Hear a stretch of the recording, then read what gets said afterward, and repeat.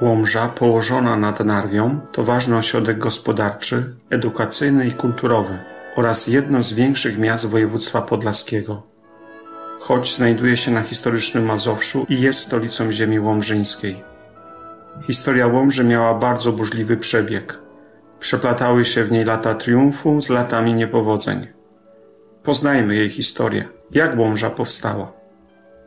Łomża oznaczała przypuszczalnie miejsce, gdzie był jakiś łom, jakieś pokruszone bloki kamienne, bądź połamane przez wiatr drzewa.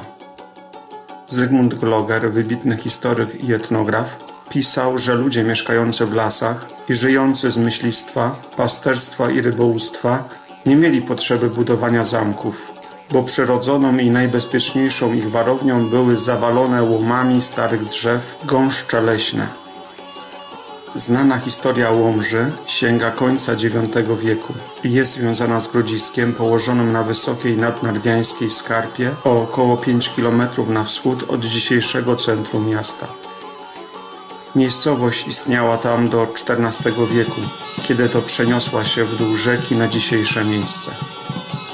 Pozostałością po tamtych czasach jest olbrzymie grodzisko nazwane Górą Królowej Bony oraz Wzgórzem Świętego Wawrzyńca. Najpierw tam była luźna, otwarta osada. W pierwszej połowie XI wieku powstał Gródek, który uległ pożarowi pod koniec tego wieku. Został odbudowany dopiero w połowie XII wieku z ponowną fortyfikacją terenu i wieżą pośrodku oraz 2 wałami podgrodzia.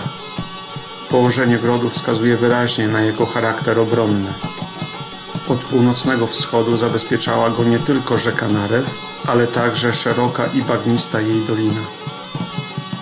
Pozostałością po tym grodzisku jest tak zwana Góra Królowej Bony. Niedaleko, na odległym o kilkaset metrów w dół rzeki wzniesieniu, zwanym Wzgórzem Świętego Wawrzyńca, powstał kościół parafialny wybudowany około 1000 roku przez świętego Brunona z Kwerfurtu. Był to pierwszy kościół chrześcijański na północnym Mazowszu. W krypcie archeologowie odnaleźli wczesnośredniowieczne szczątki bogato ubranego duchownego. Murowana, kryta gontem świątynia była jedną z pierwszych romańskich budowli sakralnych na Mazowszu. Kościół ten został rozebrany w 1765 roku. Święty Brunon, niosąc wiarę chrześcijańską pogańskim ludom na pograniczu prusko-jaćwieckim, poniósł męczeńską śmierć w 1009 roku, prawdopodobnie zaledwie 20 km na wschód, w okolicach dzisiejszej Wizny. W XII wieku, za panowania Bolesława Kędzierzawego, powstał zamek książąt mazowieckich, ulokowanych na jednym ze wzgórz na terenie dzisiejszej lokacji miasta Łomży. Łomża, jako gród przygraniczny Mazowsza, narażona była na najazdy agresywnych sąsiadów, Prusów, Jaćwingów czy Litwinów. Około 1250 roku, w czasie jednego z najazdów, książę litewski Trojden złupił i spalił gród łomżyński. Około 1340 roku Kazimierz Wielki rozpoczął odbudowę zamku w tej samej lokalizacji, czyli w Starej Łomży. Po Unii Polsko-Litewskiej zmniejszyło się znacznie niebezpieczeństwo ciągłych najazdów od strony wschodniej granicy. Sprzyjało to rozwojowi osadnictwa, przenoszeniu i lokacji miast na prawie niemieckim. Grody traciły swój charakter obronny, a podgrodzia nabierały większego znaczenia jako centra handlowo-gospodarcze.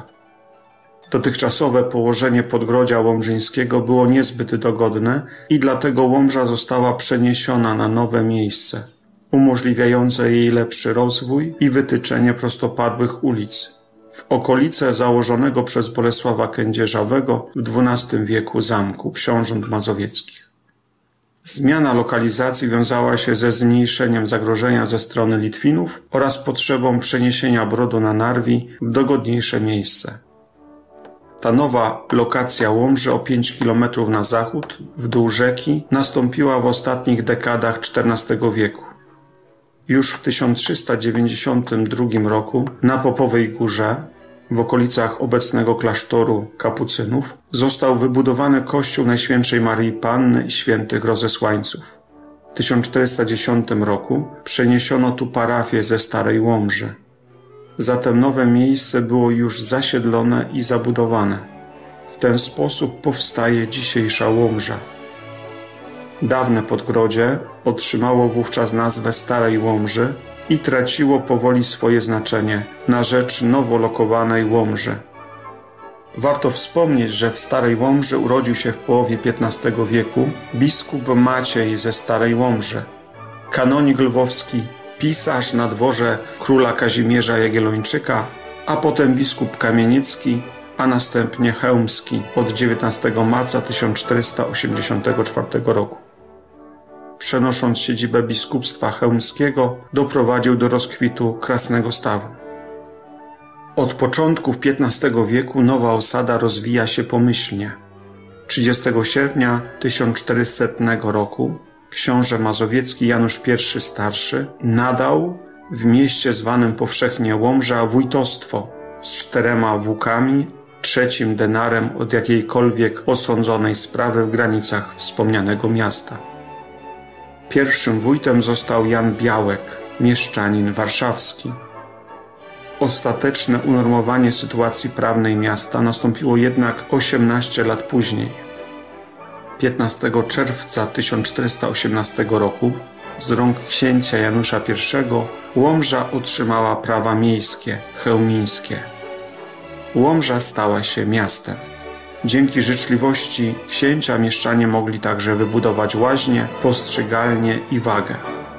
Od tego momentu nie musieli również płacić ceł w granicach księstwa mazowieckiego, co miało kolosalne znaczenie dla rozwoju handlu. Rozpoczyna się czas rozkwitu i prosperity Łomży.